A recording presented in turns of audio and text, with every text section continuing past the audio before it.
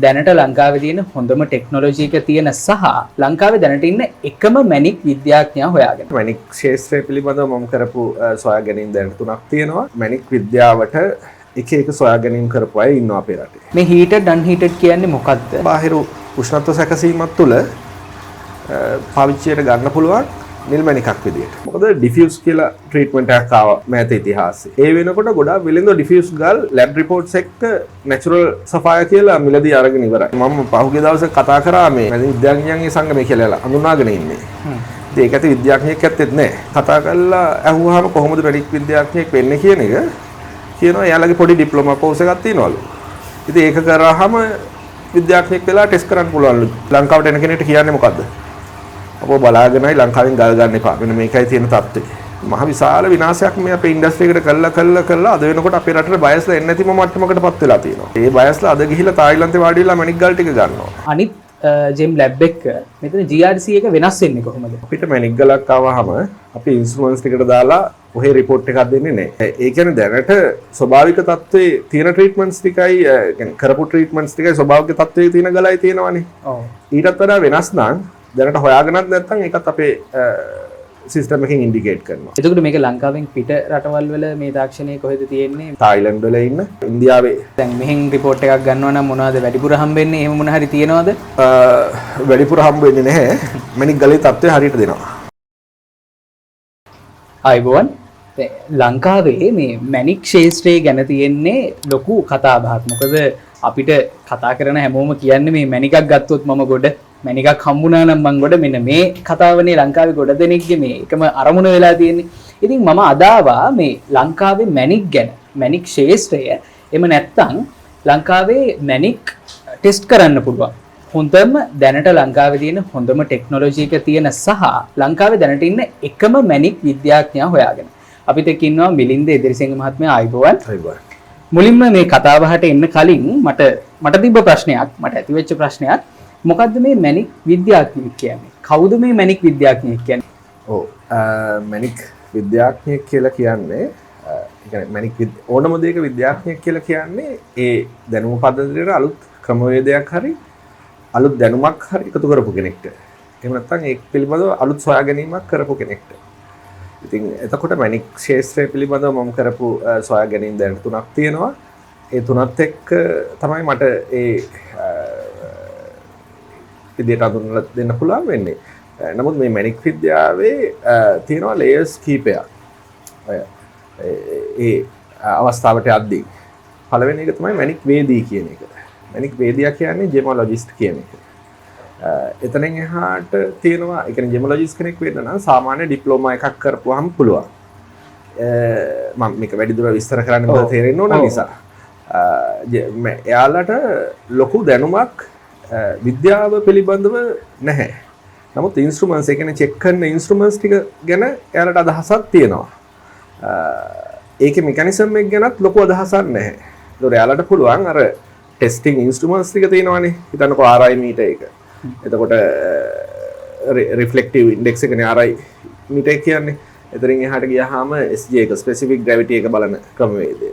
එතකොට ස්පෙක්ට්‍රම් එක බලන්න පුළුවන් අර ස්පෙක්ට්‍රොස්කෝප් එක යූස් කරලා ඒකෙත් එයාලට අදහසක් ගන්න පුළුවන්. එතකොට ওই වගේ උපකරණ පාවිච්චි කරලා එයාලට තොරා බේරා ගන්න පුළුවන් මැණික් ගල මොකද්ද කියන එක. නමුත් ඒකේ විද්‍යාත්මක තහවුරු කිරීමක් කරන්න මැණික් වේදියාට අපහසුයි. එතකොට ඒක හරියට ගත්තොත් අපි දැන් තේරෙන දෙයක් ගත්තොත් අපි ෆාමසිස්ට් කෙනෙක් ඉන්නවනේ ඖෂධ වේදියේ. ඒතර එතුමාට පුළුවන් වෛද්‍යවරයා ලියලා දෙන බෙහෙත් තුණ්ඩුවට අනුව ඖෂධ ටික තෝරලා දෙන්න.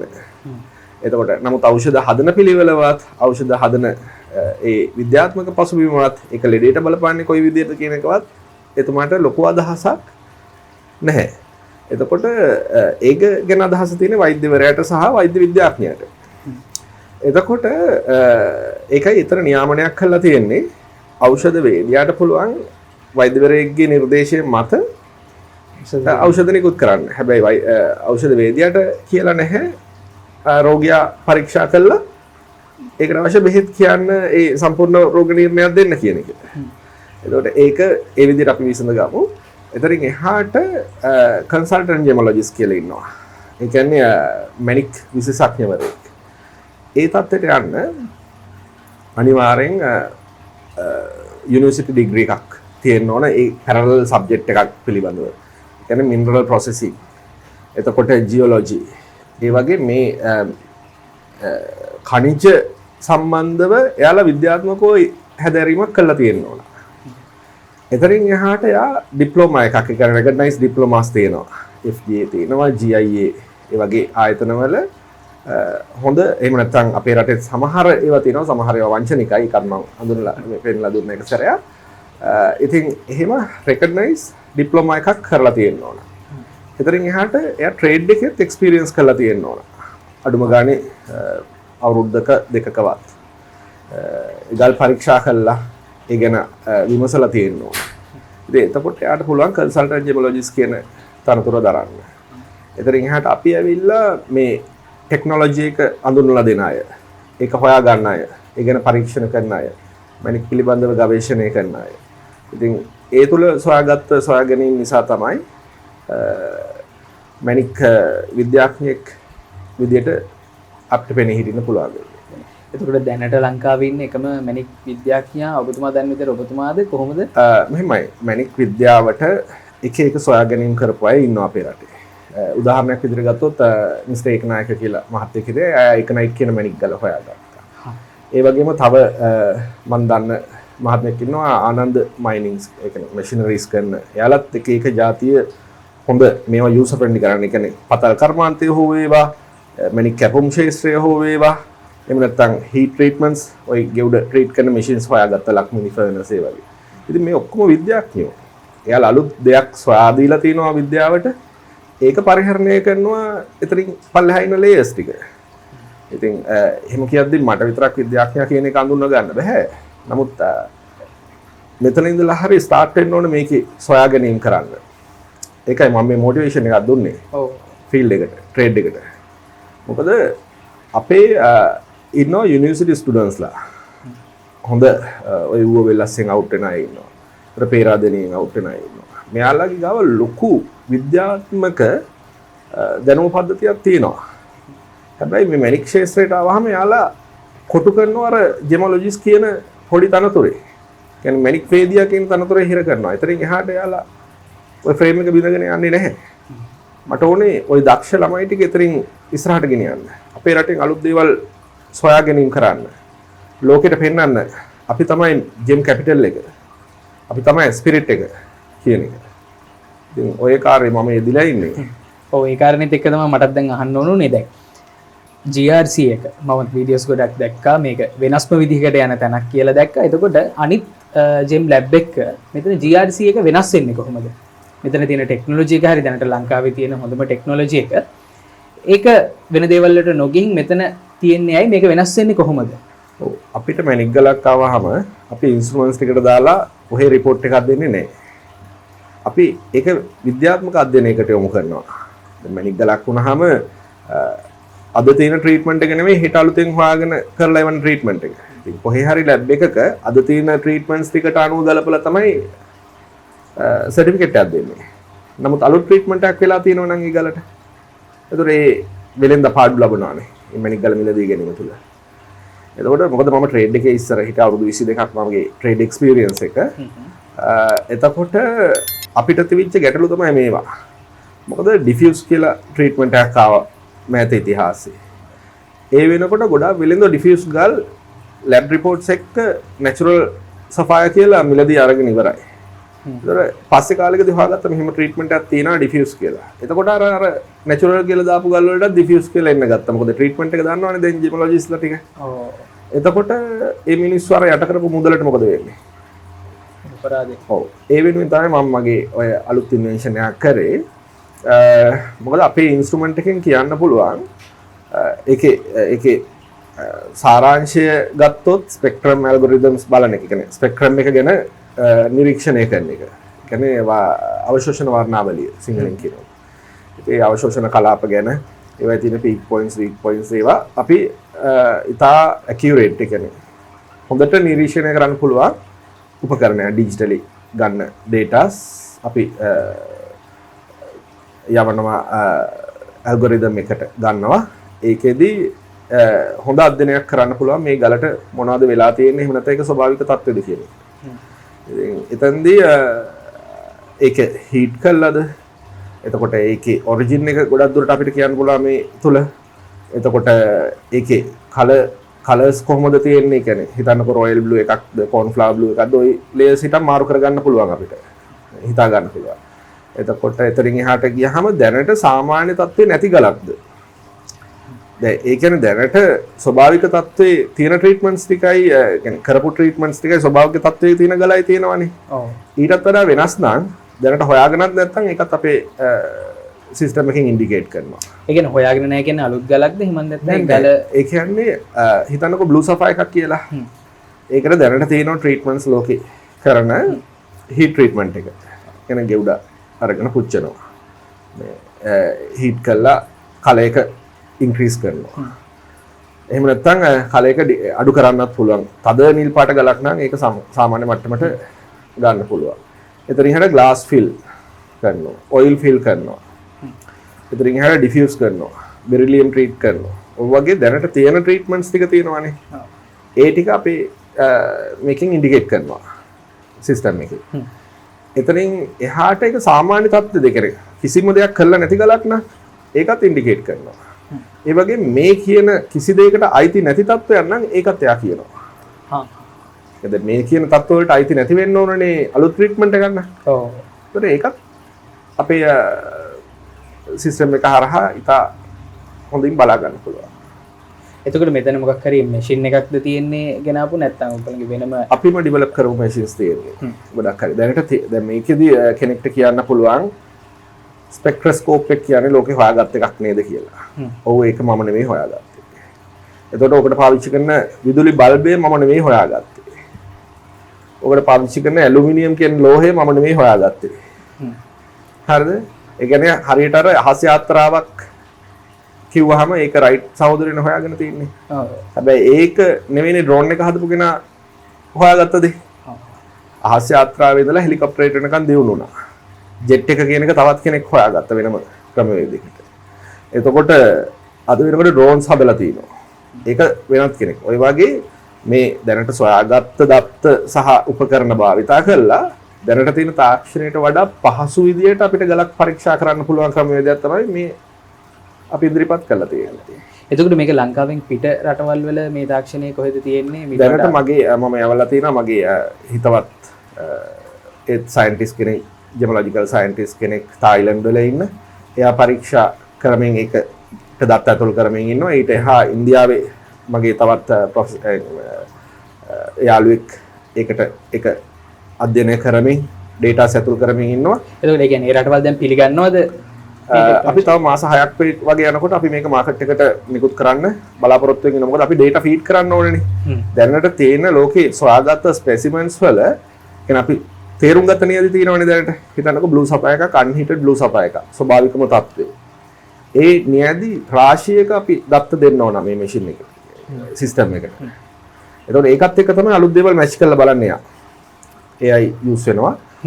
ඉතින් එතකොට අපි මේ අධීරේ ඩේටා ෆීඩ් කරමින් ඉන්නේ. තව මාස 6ක් වගේ යනකොට අපි හිතනවා වෙළඳ පොළට දෙන්න පුළුවන් මට්ටමේ තියෙනවා. එතකොට මේක දැන් AI වලටත් අමතරව තව මැනුවල් අපේ ඇත්වලිමුත් වෙනවද දැන්? ඔබතුමාලගේ ඇත්වලිමුත් මේකේ චෙක් වෙන දේවල් වෙනවද? අපි අදාළ ටේබල් එකේ මැනික් ගල තියන්න ඕනේ. එතරින් එහාට ඒකේ ඇන්ගල්ස් 8කින් ස්පෙක්ට්‍රා එක ගන්න ඕනේ. ඒක ෆීඩ් කරන්න ඕන සිස්ටම් එකට. ඒ පොඩි ප්‍රොසෙස් එක නෑ මම කියන්නේ මේක ඕගොල්ලොන්ගේ පරීක්ෂාවට ලක් වෙනවද? ඔව් අපේ මැනුවලි මේ පරීක්ෂාවට ලක් වෙනවා. අපිත් ඒ පරීක්ෂණ කටයුතු කරගෙන යන පරීක්ෂණ කටයුතු ඉවරයි ඩේටා ෆීඩින් දැන් කරන්නේ. ඒ කියන්නේ අපිට කෙනෙක්ට යූස් කරන්න දෙයි. මොකද අපි ඔක දෙන්නේ ලැබ් වලටනේ. එතකොට යාගේ ලොකු අවබෝධයක් නැහැ මං කිව්වා අර ඔය විද්‍යාව පිළිබඳව දැනුමක් යක් නැහැ නේ. ඉතින් අපි ඒක හරි ගස්සලා දෙන්න ඕනේ. යාට පාවිච්චි කරන්න පුළුවන් මට්ටමට. එතකොට මේකේ මේ 100%ක්ම ගල මොකද්ද කියන එක එනවා. දැනට තියෙන මෙහෙමයි. මේක එක ඉන්ස්ට්‍රුමන්ට් එකක් විතරයි. හැබැයි මේකෙන් මහා විශාල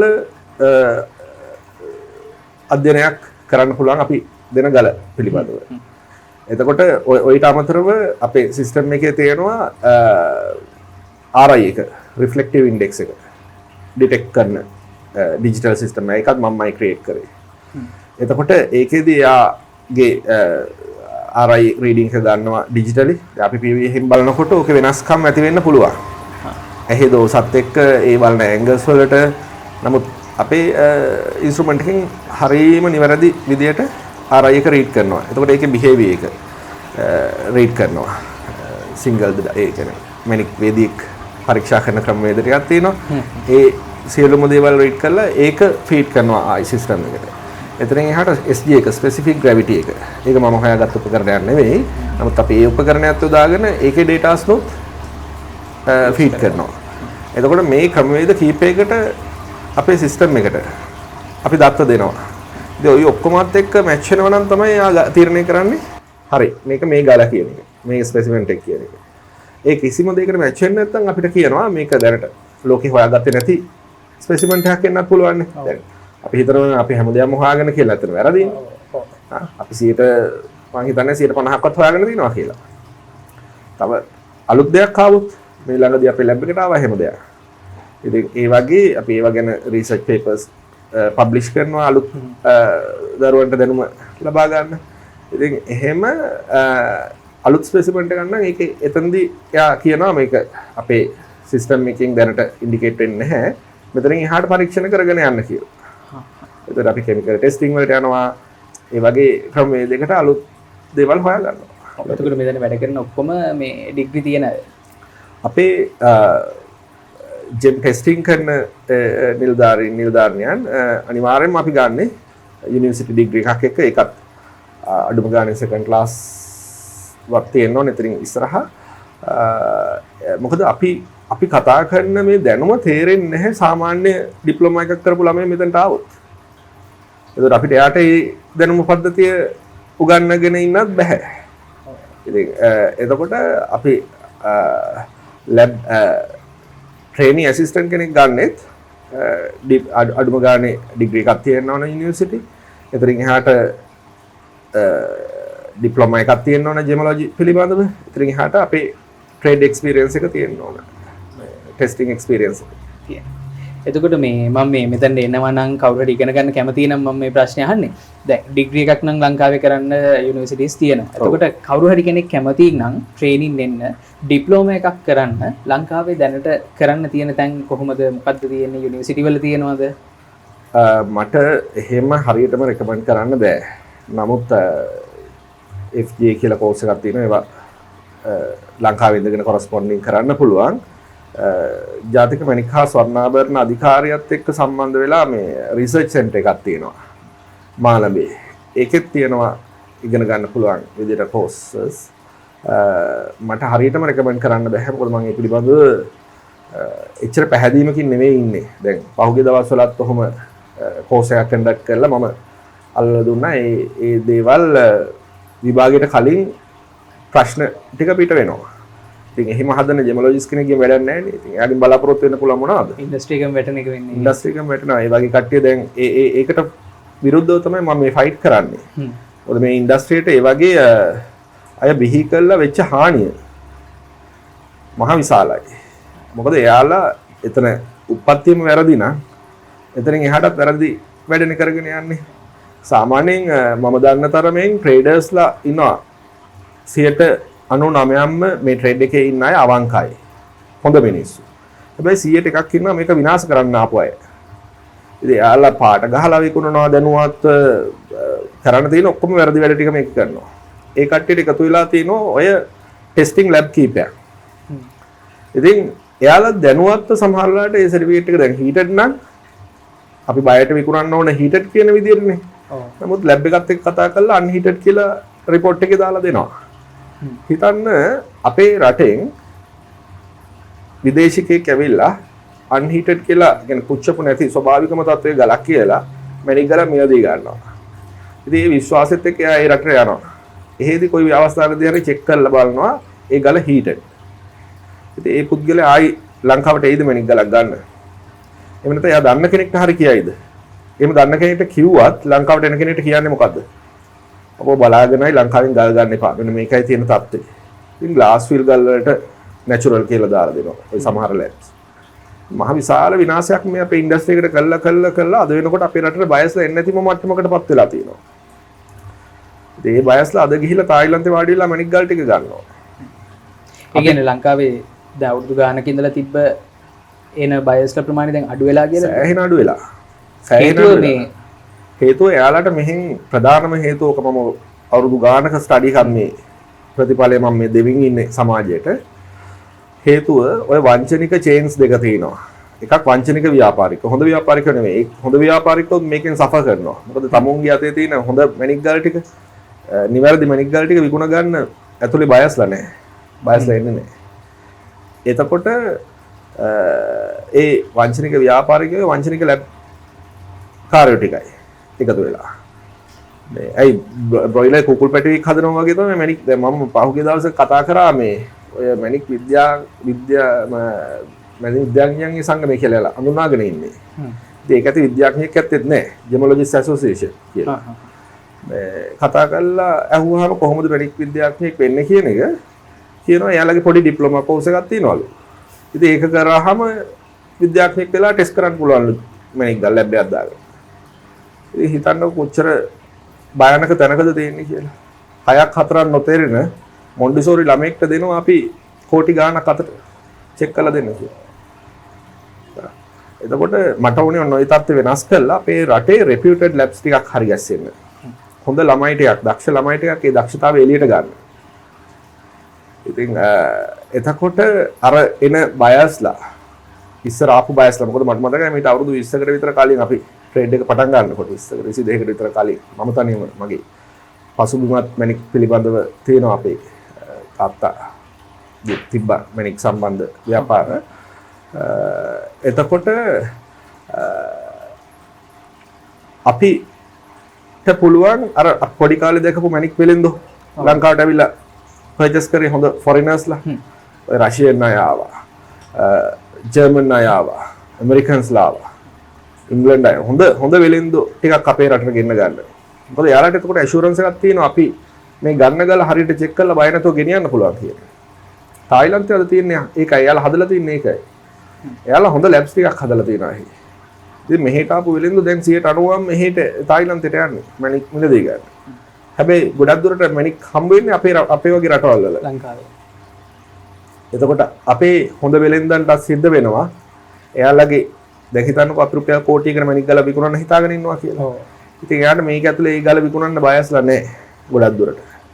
එයාට සිද්ධ වෙනවා තායිලන්තයට ඒක යවන්න එහෙම නැත්නම් අරන් යන්න. එතකොට එහෙදී මිල හොඳට හම්බ වෙනවද? නෑ. එන්න එතන තමයි තියෙන ලොකුම ප්‍රශ්නේ. තායිලන්තයට අරන් ගියාම අපිට ඩිරෙක්ට් ගිහිල්ලා බයස්ලා ගාවට ගිහිල්ලා මැණික් විකුණන්න බෑ. ඒක නීතියක්. ඒක නීතියක්. එතකොට අපිට සිද්ධ වෙනවා තායි ජාතිකයෙක් හරහා මේ මැණික් වෙළඳාම සිද්ධ කරන්න. ඒ කියන්නේ බ්‍රෝකර් කෙනෙක්. බ්‍රෝකර් කෙනෙක්. එතකොට අපි මැණික් ගල දෙනවා ඇහි තායි ජාතිකයට. එයා තමයි බය ගාවට ගිහිල්ලා විකුණන්නේ. හිතන්නකෝ අපි එයාට කෝටියක් කිව්වා කියලා ඒ ගල වටිනකම මේකට රුපියල් කෝටියක් ඕනේ කියලා. එයා ගිහිල්ලා බයස්ලා එක කතා කරලා මිල ගන්නවා. මිල අරගෙන ඒ වෙලෙන්දට කියනවා නෑ මේක කෝටියකට ඉල්ලන්නේ නෑ. ඒක ඉල්ලන්නේ ලක්ෂ 25යි. ඉතින් අර වෙලෙන්ද මොනවද කරන්නේ එතනදී? එයා දකින්නේ නෑ. එයාට ඩිරෙක්ට් විකුණ ගන්නත් බෑ. හරි 25කට 30කට හරි විකුණලා දාලා එනවා. හැබැයි සමහරලාට අර කෝටිය කියපු ගල අර තායි වෙලෙන්ද විකුණලා ඇත්ත කෝටි 1.5 දෙකට. මොකද මම ස්ටඩි කරපු දෙයක් ඒකත් මේ කන්සෙප්ට් එකත් මේ ප්‍රශ්නය ඇතුලේ එහෙ තියෙනවා වෙන්දේසි. දැන් ලංකාවේ වෙළඳ පොලේ කැරට් 10ක හොඳ රොයල් බ්ලූ සෆා එකක් අන්හීටඩ් විකිනෙන මිලක් තියෙනවා. අපි නිකන් උදාහරණයක් විදිහට ගමු ඒකත් මිලියන 10යි කියලා. ඒ ගල මෙහෙ වෙන්දේසිය විකිනෙනවා මිලියන 200කට 300කට. හිතන්න කොච්චර ලොකු ગેප් එකක්ද කියලා. ඔය අපේ රටට එන්න තියෙන සල්ලි ටික නේද නැති කරලා තියෙන්නේ. මේ වන් ටයිම් බිස්නස් එකක් හින්දා. දැන් අපි කෙනෙක්ට ව්‍යාජ සහතිකයක් එක්ක කියන්නේ ව්‍යාජව ඉදිරිපත් කරපු කරුණුත් එක්ක සහතිකයක් දාලා විකුණනවා නම් මැණික් ගලක්. එහෙම නැත්නම් බොරුවක් කියලා මැණික් ගලක් විකුණනවා. ඒක එකපාරයි නේද ඒක ගන්න දෙනව සිද්ධ වෙන්නේ. ආයි යාගේ විශ්වාසය මත දිගට අපෙන් ඇවිල්ලා මිලදී ගැනීමක් සිද්ධ වෙන්නේ නැහැ. ඔන්න ඔය ප්‍රශ්නේ තමයි අපේ රටේ ඒක වෙන්නේ රිපෝට් එක සම්බන්ධව ප්‍රශ්න ප්‍රධානම දේ මේ මැනික් මොකද බයට රිපෝට් එකක් අරගෙන දාගෙන යන්න බෑනේ. එයා දාගෙන යන රිපෝට් එක වැරදි නා. විශ්වාසයක් නැහැ. විශ්වාසයක් නැහැ. ඕක දිගින් දිගටම සිද්ධ වෙලා මේ කලර්ස් එහෙමයි. ඒකට රොයල් බ්ලූ කිට්ටුවෙන් තියන්න බැරි ගල් වලට රොයල් බ්ලූ දෙනවා. කෝන්ෆ්ලවර් බ්ලූ කිට්ටුවට ගන්න බැරි ගල් වලට කෝන්ෆ්ලවර් බ්ලූ දෙනවා. පද්මරාග නෙවෙයි.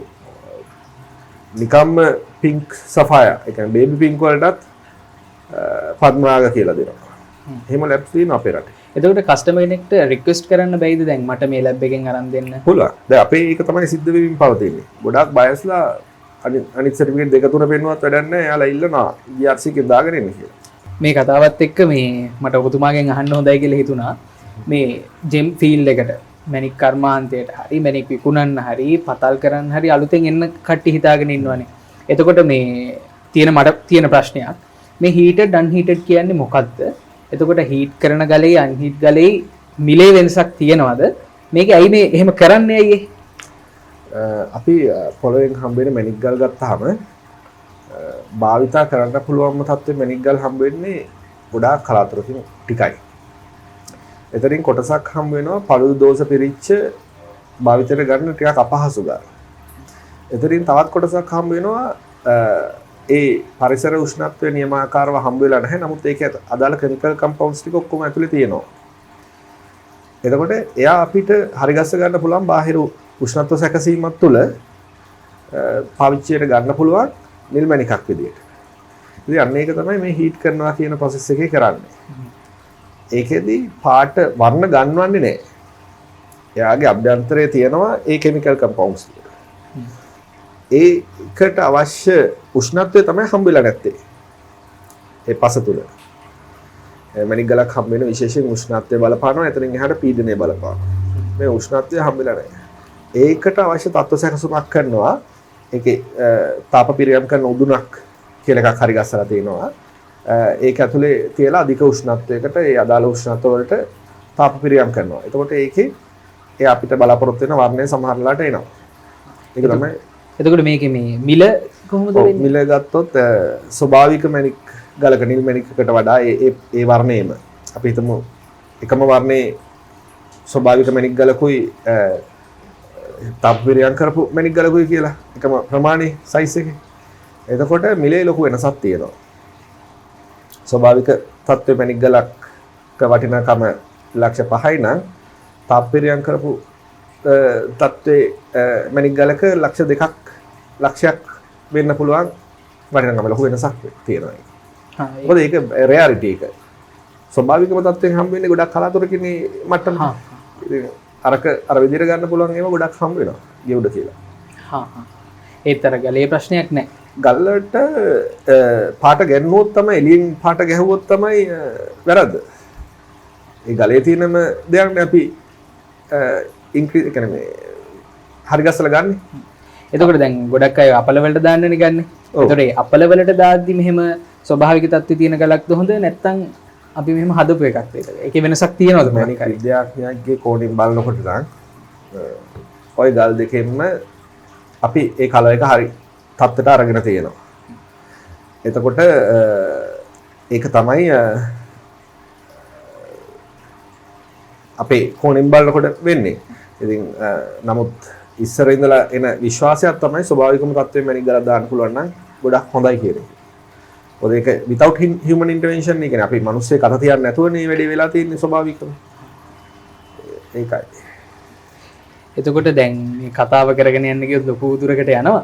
මට තියෙන තව ප්‍රශ්නයක් දැන් මේ ලංකාව ඇතුලේ මේ පතල් කර්මාන්තකරුවන්ට ලොකු මේ අලාභ හානියක් වෙනවා කියලා තමයි කියන්නේ. ඒගොල්ලන්ට හොඳ මිලක් හම්බෙන්නේ නැහැ.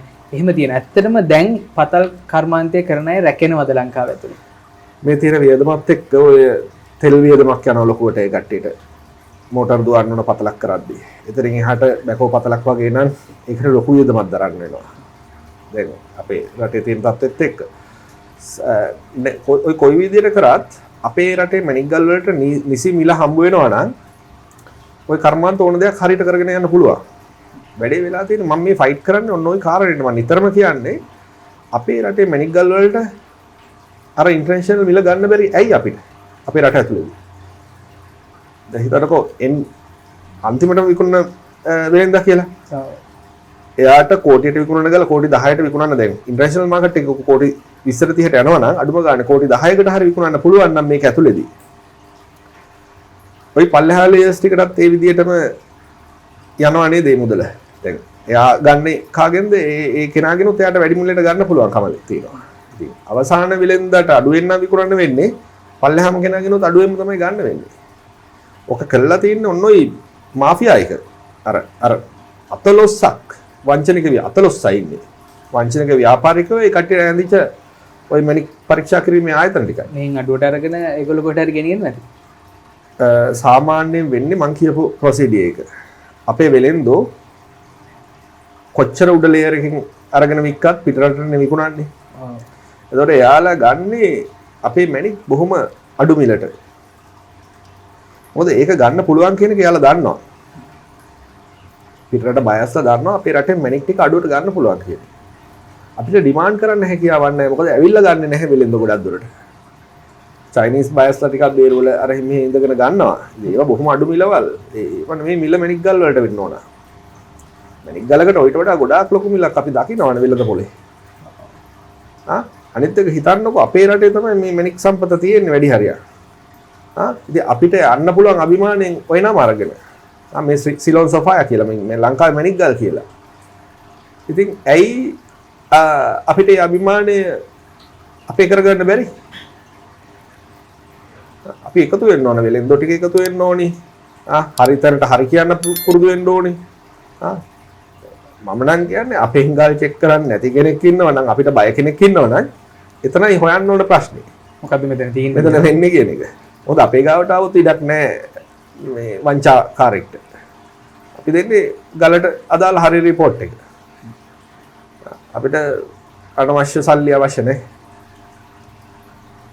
එතකොට මේ අවසාන වශයෙන් අපි අද දවසට මට දැනගන්න ඕනේ මෙතන මේ ලැබ් එක මොකක්ද අනිත් ලැබ් වලින් මොකද මේ වෙනස් වෙන්නේ කියන එක පිළිබඳව. ඔබතුමා ලංකාවේ දැන් මැනික් ශාස්ත්‍රයට එන්න ඉන්න කෙනෙක්ට හරි දැනට මැනික් ශාස්ත්‍රයේ ඉන්න කෙනෙක්ට හරි කියන්න තියෙන්නේ මොකක්ද මේ ශාස්ත්‍රය වෙනුවෙන් ශාස්ත්‍රයේ අනාගතය වෙනුවෙන්? මට කියන්න තියෙන්නේ පළවෙනි දේ මම දැකලා තියෙනවා අලුතෙන් ට්‍රේඩ් එකට එන ළමයි ඉන්නවා. හොඳයි ඒක අත්‍යවශ්‍ය දෙයක් ඒක. ට්‍රේඩ් එකට එන්න ඕනි තරුණ පිරිස. හැබැයි ට්‍රේඩ් එක එක්ස්පීරියන්ස් ගන්න නැතුව වැඩි කතා කරන්න එපා මේක ගැන. ඉතින් එක්ස්පීරියන්ස් කරන්න ගොඩක්. පොඩ්ඩක් ඉගෙන ගත්තා කියලා ගොඩාක් දේවල් කතා කරන්න බෑ මැනික් විද්‍යාවේ. මැනික් ට්‍රේඩ් එකේ. මොකද ඔය ගොඩාක් හොඳට ඉන්න වෙලෙන්ද ගොඩක් කතා කරන්නේ නැහැ. එයාලා එයාලගේ වැඩේ ලස්සනට කරගෙන යනවා. ඒක නිසා පුළුවන් තරම් එක්ස්පීරියන්ස් කරන්න මේකේ. ඒ කියන්නේ කෝස් තියෙන ඕන තරම් කෝසස් තියෙනවා මම දැකලා තියෙනවා. හොඳ කෝසස් තියෙනවා. මම ඔය ඉන්ටර්නෙට් එකේ මම බලනවා අලුතෙන් හොඳ ගුරුවරු කීප දෙනෙක් හැදිලා තියෙනවා. ඉතින් ඒ කාගෙන් ඉගෙන ගත්තත් ගන්න තියෙන එකම දැනුම. පුළුවන් එක්කෙනෙක්ගෙන් ඉගෙන ගන්න එහෙම නැත්නම් දෙතුන් දෙනාගෙන් ඉගෙන ගන්න. ඉගෙනගෙන ඒ දැනුම ඉස්සෙල් එකතු කර ගන්න. ඒකත් එක්ක එක්ස්පීරියන්ස් කරන තමුන්ට ගලක් ගන්න පුළුවන් වෙන මට්ටමට. එතෙන්දී අරයා කිව්ව පල්ලියට මෙයා කිව්ව පල්ලියට ගලක් ගන්න එක නෙවෙයි. තමුන්ට කොන්ෆිඩන්ස් එක ගලක් අරගෙන ඒ ගල විකුණන්න පුළුවන් මට්ටමට හරි ගස්ස ගන්න. ඒ එක්ස්පීරියන්ස් එක ඔය කිසිම ගුරුවරයෙක්ට දෙන්න බෑ තමුන්ට විතරයි ගන්න පුළුවන්. එහෙම තමයි හරි ට්‍රේඩර්ස්ලා හැදෙන්නේ. ඔබතුමාගේ රිපෝට්ස් ටිකක් තියෙනවා මේ වගේ මොනවද තියෙන්නේ වෙනස දැන් මෙහෙන් රිපෝට් එකක් ගන්නවා නම් මොනවද වැඩිපුර හම්බෙන්නේ එහෙම මොන හරි තියෙනවද? වැඩිපුර හම්බ වෙන්නේ නැහැ. මැනික් ගලේ තත්ත්වය හරියට දෙනවා. එච්චරයි. එතකොට මේක ඇවිල්ලා අපේ දෙන මෙමෝ කාඩ් එක මේකේදී බේසික් අයිඩියා එකක් ගන්න පුළුවන් මැනික් ගල මොකද්ද කියන එක ගැන. එතනින් ඊළඟට ඇඩ්වාන්ස් ටෙස්ටිං වලට යනවා නම් මේ A5 report එක එතනින් හොඳම දේ තමයි හොඳ ගලක් නම් full report එකට යන එක A4 එකට. එතකොට ඒකෙදි අපි ගලට කරලා තියෙන ට්‍රීට්මන්ට්ස් මොනවද? ඒ ගලේ ඔරිජින් එක කොහොමද? ඒ සියලුම දේ අන්තර්ගත කරලා ඉතාමත් විශ්වාසවන්ත හොඳ report එකක් දෙනවා. ඉතින් මේ වයිදී අපි අර දල දහසක් ගන්න පුළුවන් හදිසිය ගලක් ගන්න ඕන නම් මේ කරගන්න එක. අනිවාර්යෙන් විකුණන නම් හොඳ report එකක් දාලා බයට විකුණන්න. එතකොට එතනින් කතාවක් අහන්න වෙන්නේ නැහැ නේ. දැන් යා ගිහිල්ලා කියනවා නම් ඒ රටට ගිහිල්ලා චෙක් කරලා ඉවරලා මේ ගල මෙහෙමයි කියලා අපේ ලැබ් එකේ තියෙනවා හැම එවිඩන්ස් එකක්ම. අපි ලැබේ ගොඩක් මේ රිපෝට් එකත් එක්ක ඔප්පු කරන්න පුළුවන් සාක්ෂි අපි ඒ ෆයිල් එකට එකතු කරනවා. එතකොට අපිට පුළුවන් මේ තියෙන්නේ මේකේ ඒ ගල චෙක් කරන තත් දවසේ තිබිච්ච ඉන්ක්ලූෂන්ස් වල ස්වභාවය. ඒ බර්ත් මාක්ස් වල ස්වභාවය. මේ තියෙන්නේ ස්පෙක්ට්‍රම් එකේ බිහේවියර් එක. මේ තියෙන්නේ අනිත් ඒ ඩේටාස් ටික. ඒ ඔක්කොම අපේ ෆයිල් එකේ තියෙනවා. එතකොට බය නැතුව දෙන්න පුළුවන් රිපෝට් එක GRC කියන්නේ. එතකොට දැන් මට ගලක් ගන්න ඕන නම් ඔබතුමාලගේ රිපෝට් එකකින් කොච්චර කාලයක් යනවද? දවසින් ගන්න පුළුවන්ද? පැයෙන් ගන්න පුළුවන්ද? එහෙම මැනික් ගලකට රිපෝට් දෙන්න හින්දා තමයි මේ ප්‍රශ්නේ ඇවිල්ලා තියෙන්නේ. පැයෙන් දෙනවා, දවසෙන් දෙනවා. හරිද? සාමාන්‍යයෙන් අපිට එකක් තමයි අපිට වෙයිටින් ඉන්න අයත් එක්ක ස්කිප් කරලා ඉස්සරහට දාලා දෙන්න බෑනේ රිපෝට් එක.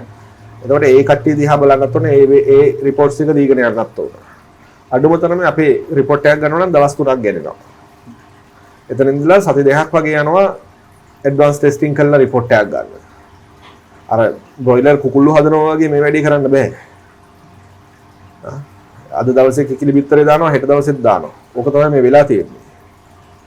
මේ මැනික් ගල චෙක් කරනවා කියන එක එහෙම මේ සුළුවට ගන්න එපා. තමුන් ගන්න ගල අනිවාර්යෙන් හරියට චෙක් කරලා ගන්න. අපේ රිපෝට් එක අද වෙනකොට සෙලර්ස් රිපෝට් එක වෙලා නෙමෙයි තියෙන්නේ. බයස් රිපෝට් එක. ඒ කියන්නේ මිලදී ගන්නාගේ සාතිකය වෙලා. අද ගොඩක් දුරට මිලදී ගන්නකොට GRC සර්ටිෆිකේට් එකක් ඉල්ලනවා. ඉතින් ඒක තමයි වෙන්නත් ඕනේ. මට අවශ්‍ය වුණෙත් මේ ට්‍රේඩ් එක කරන්න අපේ රිපෝට් එක ගැනුම් කරුවාගේ සාතිකය විදියට පත් කරගන්න. ඒතර ලංකාව ඇතුලේ විශ්වාසය ඇති වෙනවා අපිට රට බයිස් ලංකාවට එනවා. ඔව්. මොකද රිපෝට් එක විකුණද්දී ඕන කෙනෙක්ගෙන් දාලා ඔය තියෙන විදියට කතා කරලා දාලා දෙන්න පුළුවන්. ඔව්. හා. හැබැයි ගණිතින් එසෙල්ලම් බෑ. සල්ලිත් එක්ක අපි කරන්නේ කරුදු. ඉතින් එතකොට මම කියන්නේ නිතරම හරි ක්‍රමවේදයක් යටතේ යන්න.